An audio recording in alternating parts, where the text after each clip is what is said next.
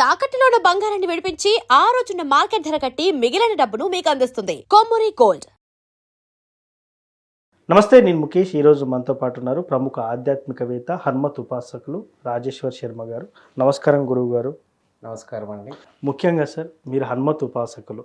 హనుమాన్ చాలీసా ప్రతిరోజు చదవడం వల్ల కలిగే ఫలితాలు ఏంటి? నిజంగా హనుమంతుని ఉపాసిస్తే చాలా మనోధైర్యం కలుగుతుంది. ఆయన శ్లోకం చదివినా ఎక్కడ లేనంత మనకు శక్తి వస్తుందని చెప్తూ ఉంటారు. మరి ఇదే హనుమాన్ చాలీసాని ప్రతిరోజు చదవడం వల్ల ఎటువంటి ఫలితాలు కలుగుతాయి?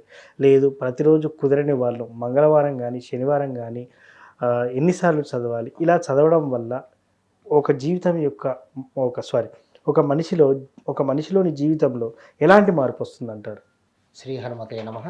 హనుమంతుల వారికి ఒక వరం ఉందండి. భవిష్యత్ బ్రహ్మ అని ఒక వరం ఉంది. భవిష్యత్ బ్రహ్మ అని ఎందుకు వరం ఇచ్చారు? అందరు దేవుళ్ళు కలిసి అంటే ఆయనకి భవిష్యత్తులో బ్రహ్మతో సమానమైనటువంటి శక్తి, అంటే తలారాతను కూడా మార్చగలిగేటువంటి శక్తి కలిగిన వాడు ఎవరైనా అవతార స్వరూపుడు ఉన్నాడు అని అంటే ఆయనే ఆంజనేయ స్వామి. చాలామందికి తెలుసు, బుద్ధిర్బలం యశోధైర్యం నిర్భయత్వం అరోగత అజాడ్యం వాక్పటుత్వం చ హనుమత్ స్మరణాత్ భవేత్. హనుమంతుని స్మరించడం వల్ల బుద్ధి, బలము, యశస్సు, ధైర్యము, అరోగత. అరోగత అంటే రోగం లేనటువంటి శరీరము. ఒకవేళ శరీరంలో ఏదైనా రోగం ఉన్నా కూడా నశింపజేసేటటువంటి శక్తి హనుమత్ నామానికి ఉంది. ఓకే. అజాడ్యం, జాడ్యం లేకపోవడం అంటే శారీరకమైనటువంటి బద్ధకం లేకపోవడం, శారీరక ఉత్సాహాన్ని కలిగించేటటువంటి సేవ ఏదైనా ఉంది అంటే అది హనుమంతుల వారి సేవ. ఓకే. వాక్ పటుత్వంచ, వాక్కులో పటుత్వము అంటే తడబడకుండా మాట్లాడేటటువంటి, ఎవరైనా ఎదురుగా ఎంతటి గొప్పవాడు వచ్చినా కూడా నిలబడి మాట్లాడగలిగేటువంటి శక్తినిచ్చే మంత్రం ఏదైనా ఉంది అంటే అది హనుమత్ మంత్రం. ఓకే. హనుమంతుల వారికి సంబంధించినటువంటి ఏ రకమైనటువంటి పూజాది కార్యక్రమాలు మనం నిర్వహించినా ఖచ్చితంగా హనుమంతుల వారి యొక్క అనుగ్రహం కలుగుతుంది. ఓకే. ప్రస్తుతం ఉన్నటువంటి పరిస్థితుల్లో శీఘ్రంగా కనికరించేటువంటి వాళ్ళలో లక్ష్మీనరసింహస్వామి, పరమేశ్వరుడు, హనుమంతుల వారు, ఈ ముగ్గురు కూడా చాలా శీఘ్రంగా కనికరిస్తారని చెప్పేసి శాస్త్రం చెప్తోంది. ఓకే. హనుమంతుల వారిని సేవించేటువంటి విధానంలో శైవాగమంలో సేవించవచ్చు, వైఖానసాగంలో అంటే శైవ సాంప్రదాయం ప్రకారంగా రుద్రంతో పూజించవచ్చు, ఓకే. వైఖానసాగం ప్రకారంగా పురుష సూక్తంతో పూజించవచ్చు. అంటే శివుడికి సంబంధించిన సేవలన్నీ చేయగలడు. ఆగమ శాస్త్రంలో శైవాగమం అన్న ఒకటి సపరేట్గా శివుడికి సంబంధించిన ఆగమ శాస్త్రం ఒకటి ఉంటుంది. ఆగమ శాస్త్ర ప్రకారంగానే శైవారాధన చేస్తారు పెద్ద పెద్ద దేవాలయాలలో ఆగమ శాస్త్ర పండితులందరూ కూడా. వైఖానసాగం అంటే వైష్ణవ సాంప్రదాయానికి సంబంధించిన ఆగమ శాస్త్రంలో పాత్రా సాధన లాంటివి చాలా నియమాలు ఉంటాయి. ఆ నియమాలను అనుసరించి వైష్ణవ సాంప్రదాయానికి సంబంధించిన దేవతామూర్తుల అర్చన అనేది ఉంటుంది.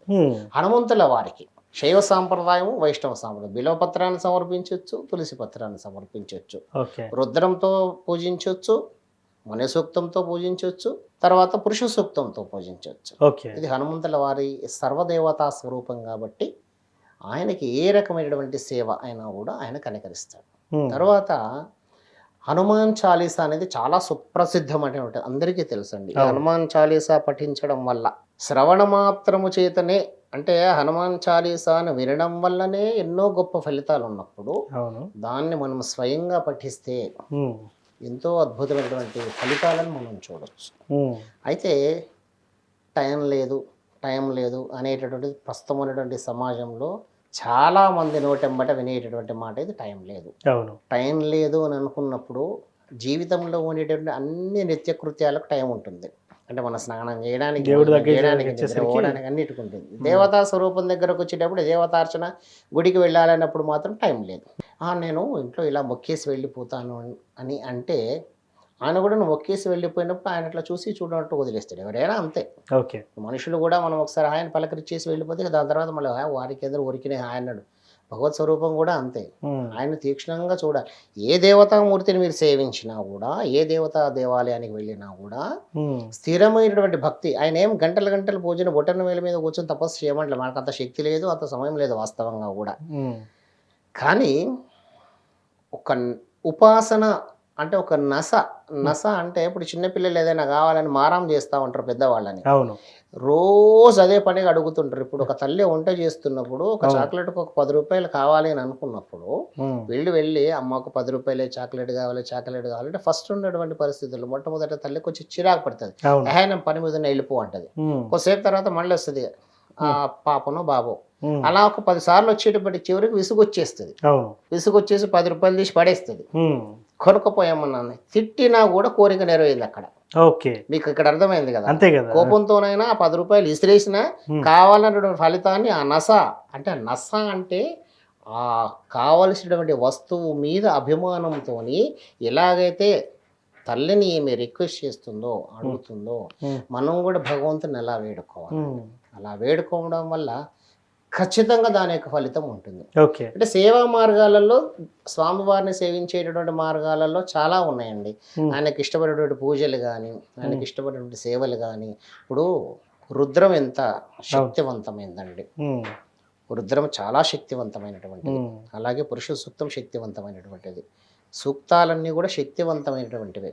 అంటే ఇప్పుడు ఎందుకు మంత్రానికి అంత శక్తి వస్తుంది అని అంటే, ఒక మనిషి మన ఇద్దరం మాట్లాడుకునేటప్పుడు మనం మాట్లాడుకునే భాషలో తెలుగు పదాలన్నింటినీ అటు ఇటు సమకూర్చి కొన్ని పదాలను తయారు చేసి పదాలతో మనం మాట్లాడుకుంటున్నాం.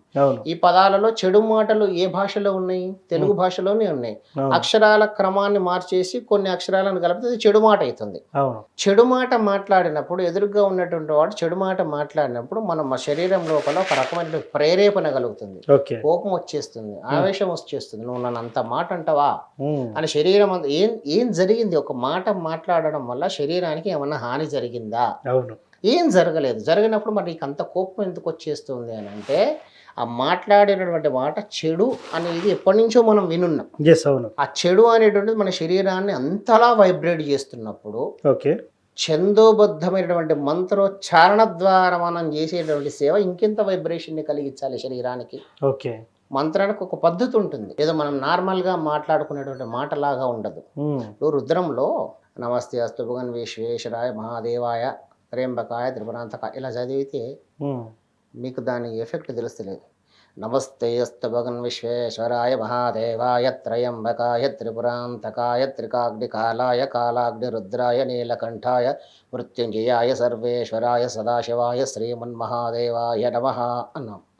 దీంట్లో స్వరం పెరుగుతుంది, తగ్గుతుంది. అంటే ఒక సిస్టమ్ ఉంది, ఒక పద్ధతి ఉంది. ఈ పద్ధతి ప్రకారంగా చేయడం వల్ల మంత్రానికి బలం వస్తుంది. ఆ మంత్రంలో దైవం ఆధీనమైంది కాబట్టి మంత్రశక్తి చేత దైవాన్ని భగవంతుడు భక్తుడికే లొంగుతాడు. అంతే. ఆ భక్తి కావాలి. భగవంతుడు కోరుకునేది భక్తి. షో అవసరం లేదు. అంతే. నేను కద్దరు బట్టలు వేసుకున్నానా, కాకి బట్టలు వేసుకున్నానా, ఒంటి మీద బంగారం ఉందా, విభూతి పుండ్రాలు పెట్టుకున్నానా, పెద్ద పెద్ద బొట్లు పెట్టుకున్నా, అవన్నీ భగవంతుడు చూడడు. కళ్ళల్లో ఉండేటువంటి బాధ ఆయన కళ్ళకు కనపడేలాగా చేస్తే కనికరిస్తాడు. శీఘ్రంగా కనికరించాలంటే హనుమంతుల వారి సేవ. హనుమాన్ చాలీసా అనేది అత్యంత శక్తివంతమైనది. భూత భయము, ప్రేత భయము, పిశాచ భయము, మారీచగ్రహ భయము, పటాగ్ర భయము, కాలగ్రహ, ఎన్నో గ్రహాలకు సమీన గ్రహము, ఇలా ఎన్నో గ్రహాలకు సంబంధించినటువంటి ఈ భయాలన్నింటినీ పోగొట్టేటటువంటి ఉత్తమమైనటువంటి మార్గం ఒకటి ఉంది అంటే అది హనుమాన్ చాలీసా. ఎన్నో మార్గాలు ఉన్నాయి. ఎన్నో మార్గాలలో హనుమాన్ చాలీసా చాలా శక్తివంతమైనటువంటి మార్గం. ఇప్పుడు ప్రస్తుత ప్రజలలో హనుమాన్ చాలీసా గురించి చాలా అవేర్నెస్ వచ్చేసింది. హనుమాన్ చాలీసా చాలా శక్తివంతంగా మారుతుంది. ఒకసారి హనుమాన్ చాలీసా మనం చదవడం ప్రారంభించామంటే శరీరంలో ఎనలేనటువంటి శక్తి వస్తుంది. అయితే దీనికి సిస్టమ్ ఏం లేదు. మనం ఒక నియమం పెట్టుకుని మనం ఒక పద్ధతి పెట్టుకోవాలి. ఇప్పుడు స్కూల్కి వెళ్ళేటప్పుడు యూనిఫామ్ అనేది ఒకటి ఉంటుంది. ఖచ్చితంగా యూనిఫామ్ అనేది ఎందుకు ఉంటుంది? ఎవడు ఎంత డబ్బు ఉన్నోడైనా స్కూల్కి వచ్చేటప్పటికి ఒకటి డ్రెస్ కనబడుతుంది. అంతే. వాడికి ఒకటి వైట్ కలర్ బ్లూ కలర్ వేసాడు అంటే వాడు ₹1,00,000 అదే వైట్ కలర్, కొంచెం కాస్ట్లీ క్లాత్ వేస్తాడేమో, బట్ కలర్ మాత్రం ఫిక్స్. మనం దూరం నుంచి నిలబడి చూస్తున్నప్పుడు అందరూ యూనిఫామ్ గా కనబడుతున్నాడు. డబ్బు ఉన్నోడు డబ్బు లేనోడు వ్యత్యాసము మనకి ఏం తెలియదు అక్కడ. ఆ సిస్టమ్ అనేది ఎలాగైతే అక్కడ పెట్టారో మన మనసుకు ఒక సిస్టమ్, మన రోజువారీ పద్ధతికి ఒక సిస్టమ్ పెట్టుకుని ఈరోజు ఈ సమయాన్ని నేను హనుమాన్ చాలీసా కేటాయిస్తున్నానని చెప్పేసి కేటాయించి ఒకసారి 5 సార్ల 11 సార్ల మీ ఇష్టం చదవండి. ఉత్తర దిశగా కూర్చొని చదవాలి. ఉత్తర దిశగా నార్త్ వైపు కూర్చొని చదివితే ఏ జపతర్పణ దానాలకి ఉత్తర దిశ అనేది చాలా ఉత్తమమైనటువంటి ఫలితాన్ని ఇస్తుంది. అందుకే ఆంజనేయ స్వామి వారి అన్నీ కూడా దక్షిణ దిశగానే ఉంటాయి దేవాలయాలన్నీ కూడా, మీరు బాగా గమనించండి. ఆంజనేయ స్వామి దేవాలయాలు కూడా దక్షిణానికే ఉంటాయి, ఇతర దేవతామూర్తులన్నీ దేవాలయాలు తూర్పుకుంటాయి. ఓకే. ఇప్పుడు మనం హనుమంతుల వారి ఎదురుగా కూర్చొని ప్రార్థిస్తుంటే ఆటోమేటిక్గా మన ముఖం ఎటు ఉంటుందండి, ఉత్తర భాగం అనుకుంటాం. అవును. అటు ఉత్తర భాగానికి వచ్చిన హనుమంతుల వారిని సేవిస్తే ఖచ్చితంగా హనుమాన్ చాలీసా వల్ల అద్భుతమైనటువంటి ఫలితాలు పొందొచ్చు. కానీ దానికన్నా ముందర మనకి ఏకాగ్రత. ఓకే.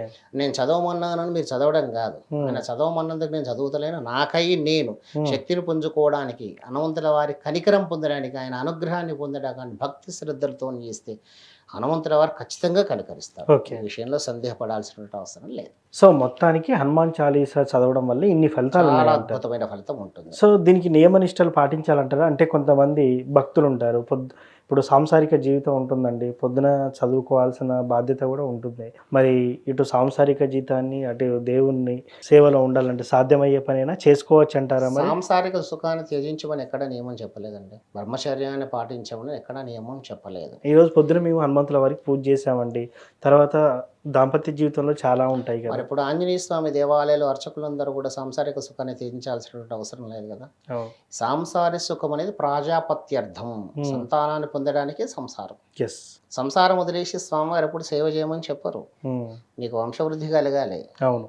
మనం వివాహం చేసుకుంటున్నాం, ఇక్కడ వివాహం ఎందుకు చేసుకుంటున్నామండి? దేవతామూర్తులకు వివాహం చేస్తున్నాం, కళ్యాణం చేస్తున్నాము. ఆ కళ్యాణం ఎందుకు చేస్తున్నాం అంటే వాళ్ళకు లోక సంరక్షణార్థం, లోక కళ్యాణార్థం చేస్తున్నాం మనం. మరి మనం ఎందుకు పెళ్లి చేసుకుంటున్నాము? వంశవృద్ధి, ప్రాజాపత్యర్థం, సంతానాన్ని పొందడానికి. పెళ్లి ఒకటేసారి చేసుకుంటాము, ఎవ్రీ ఇయర్ మ్యారేజ్ డే చేసుకుంటాం, మళ్ళీ పెళ్లి చేసుకోము. కానీ భగవంతుడి విషయానికి వచ్చేటప్పుడు ఆయన నిత్యం కళ్యాణం చేస్తున్నాడు, ఆయన లోక సంరక్షణార్థం చేస్తున్నాడు. దేవతామూర్తులందరూ లోక సంరక్షణార్థం చేస్తున్నాం.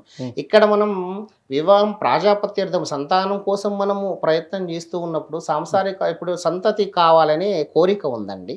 కోరిక ఉన్నప్పుడు హనుమాన్ చాలీసా చదివి నాకు సంతానం కావాలని కోరుతున్నప్పుడు బ్రహ్మచర్యాన్ని పాటిస్తే సంతతి ఎలా కలుగుతుంది? అంటే చాలా మంది ఇట్లాంటి ఒక నియమం మీరు ఒక నియమం పెట్టుకోండి, అంటే 11 రోజులు, 21 రోజు, 41 రోజు, ఇలా నియమం పెట్టుకోండి. నియమం పెట్టుకుని ఆ నియమం ప్రకారంగా ఉండండి. నువ్వు హనుమాన్ చాలీసా చదివిన ప్రతిసారి కూడా నేను బ్రహ్మచర్యాన్ని పాటించాలి అంటే ఎప్పుడో ఒకసారి చదవాలనిపిస్తుంది. అలా కాకుండా ఉదయ సమయంలో మానసిక ప్రశాంతత ఉన్నప్పుడు హనుమాన్ చాలీసాని పఠించండి. తర్వాత రొటీన్ జీవితం అండి, జీవితం అంతా కూడా మనం ఆఫీస్కి వెళ్ళాల్సి వస్తుంది. ఆఫీస్లో ఏ రకమైనటువంటి మనుషులు మనకు తగులుతారో తెలియదు. వాళ్ళ ఇంట్లో మృత్యు చెందినటువంటి వాళ్ళు ఎవరైనా ఉంటే 11 రోజులు అయితే ఆఫీస్కి బంద్ చేయరు కదా, వాళ్ళకి తెలియకుండా మనం వాళ్ళని తగిలేస్తున్నాం. తగులుతున్నప్పుడు నేను పొద్దున హనుమాన్ చాలీసా చదివిన నన్ను తగలకూడదంటే ఆ నియమం మనకు అక్కడ ప్రస్తుతం ఉన్నటువంటి సంఘ జీవితంలో మనకు అది వర్తించదు. కానీ ఎప్పుడైతే నువ్వు హనుమాన్ చాలీసా చదువుతున్నావో, హనుమానికి సంబంధించిన ఏ భగవంతుడి సేవ అయినా సరే, ఒక హనుమాన్ అనే కాదండి, ఏ దేవతామూర్తికి సంబంధించిన సేవ అయినా కూడా చేస్తుంటే మనం ఒక నియమం పెట్టుకుంటున్నాం. ఎందుకు నియమం పెట్టుకున్నాం అంటే మైండ్ డైవర్షన్ లేకుండా. మైండ్ డైవర్షన్, మనసు కోతి లాంటిది, ఒక చోట స్థిరంగా ఉండదు, అది ఇటు అటు అటు అటు పరిగెత్తుతుంటది. అన్నిటికన్నా వేగంగా పరిగెత్తగలిగేటువంటి వస్తువు ఏదైనా ఉందనేది మనస్సు. ఉన్న క్షణంలో మనం ఇక్కడ కూర్చుంటే పీవీఆర్ థియేటర్లో, పీవీఆర్ సినిమా థియేటర్లో ఇప్పుడు మన మనసు సినిమా చూడొచ్చు, అది చంచల స్వభావం కలిగింది. ఇప్పుడు నా ఇల్లు నాకు గుర్తొచ్చింది అనుకున్న, నా ఇంట్లో ఉండిపోతున్నా, ఇంట్లో ఎక్కడెక్కడ ఏ వస్తువులు అన్ని నా మైండ్లో ఉంటుంది. నేను ఇక్కడ మాట్లాడుతున్నా కూడా మనసు అక్కడెక్కడో తిరుగాడుతుంటది.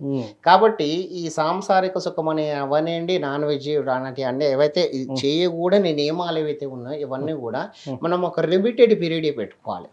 అంటే ఒక 11 రోజులు అనుకుంటాం, మాండలికం పెట్టుకుంటే ఇంకా ఉత్తమం, ఇంకా 41 days అంటారు.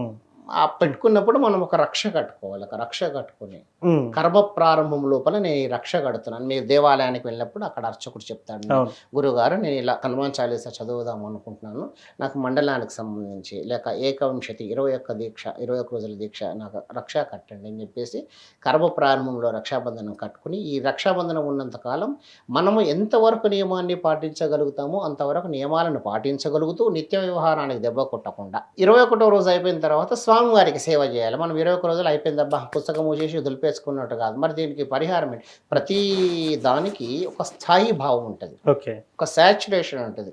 11 రోజులు హనుమాన్ చాలీసా చదివాను, మరి దాని క్లైమాక్స్ ఏంటి? అంతే కదా, అంతం అనేది ఒకటి ఉంటుంది. అంతంలో మనం ఏం చేయాలంటే స్వామివారికి సంబంధించినటువంటి సేవ. ఆయనకు ఆకుపూజ ఇష్టము, వడమాల ఇష్టము, పాలమాల ఇష్టము, సింధూరం ఇష్టము, అభిషేకం ఇష్టము, నీకు నచ్చినటువంటి సేవ, ఏ సేవ నువ్వు చేయగలుగుతావు మనస్ఫూర్తిగా చేయాలండి. భగవంతుడి దగ్గర సేవ చేసేటప్పుడు మనస్ఫూర్తిగా చేయాలి. శక్తికి మించి చేయకూడదు, శక్తి లోపం చేయకూడదు. అంతే. నాకు నిజంగానే 2000 రూపాయలు కట్టి సేవ చేసేటువంటి అదృష్టం ఉంది, అవకాశం ఉంది, శక్తి ఉంది అన్నప్పుడు అబ్బాయి ఆకుపూజ చేస్తే సరిపోతుంది. మరి 11 రోజులు ఇంతగానో కష్టపడి చేస్తున్నప్పుడు దేవతార్చనకు వచ్చేటప్పటికి అంత పీనాస్తనం చేయాల్సిన అవసరం చేయొద్దు. లేదు. అవును. మనం ఆయనకి ఒక్కటి గుర్తుపెట్టుకోండి, భగవంతుడికి నువ్వు నాకు ఇది ఇస్తే నేను నీకు ఇది ఇస్తాను అనకూడదు. ఓకే. నేను నీకు ఇది ఇచ్చాను, నువ్వు నాకేమి ఇస్తావు అని క్వశ్చన్ చేయొచ్చు. భగవంతుని మనం ప్రశ్నించాలంటే ముందు మనం ఏదైనా చెయ్యాలి. అవును. ఇప్పుడు ఇద్దరు పిల్లలు కొట్టుకుంటూ ఉంటే ఒక పిల్లవాడు మన పిల్లవాడు, ఒక పిల్లవాడు పరాయి పిల్లవాడు. మన పిల్లవాడు మీద ఉన్నటువంటి అధికారం అవతల పిల్లవాడి మీద మనకు ఉండదు. వీడిని మనం ఒకటి పీకినా కూడా ఎందుకు కొట్లాడుతున్నామని ఒకటి పీకినా కూడా వీడేం బాధపడ్డాడు, బికాస్ ఆఫ్ వీడు మనవాడు. అవును. అవతల వాడిని కొడితే అక్కడి నుంచి పేరెంట్స్ వస్తారు. అవును. నువ్వు ఎందుకు కొట్టిన మావని అవసరం అనుకుంటే మా మీ అనేది ఏదైతే వ్యత్యాసం ఉందో అట్లా భగవంతుడి దగ్గరకు వచ్చేటప్పటికి మామే అనే వ్యత్యాసం ఉండదు. ఆయన ఇప్పుడు మనకి ఎప్పుడు అధికారం వస్తుంది అంటే నా అనుకున్నప్పుడు అధికారం వస్తుంది. నువ్వు నా అనుకుని ఎప్పుడు అనుకుంటావు, నువ్వు ఆయనకు సేవ చేసుకోవాలి. మనస్ఫూర్తిగా సేవించండి. నేను ఒక సేవ చేస్తున్నాను, నీ మీద అప్పు పెట్టిన, నీకు ఒక ఆకుపూజ చేసిన, నాకు ఇప్పుడు కష్టం లేదు, నేను కష్టం లేని సమయంలో నేను నీకు ఒక ఆకుపూజ చేసిన, ఇదేంటంటే మన అకౌంట్లో బ్యాలెన్స్ లాంటిది ఎప్పుడన్నా డ్రా చేస్తాను, నేను వేసిన, నా కష్టం ఉన్నప్పుడు నువ్వు ఆ సమయంలో నేను చేయలేనేమో అంటే ఇప్పుడు ఒక ఆకు పూజ, ఒక వడమాల స్వామివారికి సంబంధించిన ఒక సేవ నేను చేసి పెట్టుకున్నానండి. ఎప్పుడో నాకు అనారోగ్య పరిస్థితి వచ్చింది, నేను బెడ్ నుంచి లేవలేని పరిస్థితుల్లో ఉన్నా. నేను అప్పుడు దేవుడి దగ్గరికి వెళ్ళి సేవ చేసుకోవాలంటే నాకు శరీరం సహకరిస్తలేదు. నేను అప్పుడు చేసిన సేవ బ్యాలెన్స్ ఉంది కదా, ఆయన దాన్ని కాంపన్సేట్ చేస్తాడు. భగవంతుడు అండి, ఆయన ఇస్తాడు, ఎప్పుడు తీసుకోడు, అంతే ఆయన ఇస్తాడు. ఇప్పుడు ఆయన మనకు దండం పెట్టుకుంటాం, దేవుడా నాకు 10 లక్షలు ఇస్తే నీకు 1 లక్ష రూపాయలు ఇస్తాడు, పోన్లే 9 లక్షలు ఉంచుకున్నా కూడా 1 లక్ష రూపాయలు అయితే నాకు ఇస్తుండే కదా. భగవంతుడు ఎంత గొప్పవాడంటే ఒక మామిడి చెట్టు నుంచి మనం మామిడి పండు దింపుతున్నాం, తీసుకొని పోయి ఆయనకు పెడుతున్నాం. మామిడి పండు ఎవడు సృష్టించాడండి, మీరా నేనా? భగవంతుడు. ఆయన సృష్టించిన దాంట్లోంచి 50 కాయలలో 2 కాయలు తీసుకొని పోయి దేవుడికి నైవేద్యం పెట్టి మిగతా 48 కాయలు మనం తింటున్నాం. పోన్లే 2 కాయలు అయితే నాకు సమర్పించిండు. పువ్వు మనం పెట్టింది కాదు, ఆకు మనం పెట్టింది కాదు, పత్రం మనం పెట్టింది కాదు, నీళ్లు మనం సృష్టించింది కాదు, ఏది మనం సృష్టించింది కాదు. భగవంతుడి సృష్టిలోంచి అదే మనం కొంచెం తీసుకెళ్ళి ఆయన పెట్టేసి నేను నీకు ఇస్తున్నాను భగవంతుడు అని మనం దండం పెట్టుకుంటే కూడా ఆయన సంతోషించి వరం ఇస్తున్నాడు. అంటే భగవద్ సేవలో నిస్వార్థం ఉండాలి. స్వార్థం లేకుండా సేవ చేస్తే ఖచ్చితమైన ఫలం ఏ దేవతామూర్తి అయినా సరే. ఇప్పుడు మనం మాట్లాడుకున్నది హనుమంతుల వారి గురించి కాబట్టి హనుమంతుల వారికి మనం నచ్చినటువంటి సేవ చేస్తే ఆ కొన్ని సేవలు ఇష్టం ఉంటాయి. ఆ సేవలు కనుక మనం చేస్తే ఖచ్చితంగా మనకు అద్భుతమైన ఫలితం మనం పొందవచ్చు. సో ముఖ్యంగా హనుమాన్ చాలీసా చదవడం వల్ల ఎలాంటి ఫలితాలు పొందవచ్చు అని చాలా చక్కగా చెప్పినారు సార్. ధన్యవాదాలు.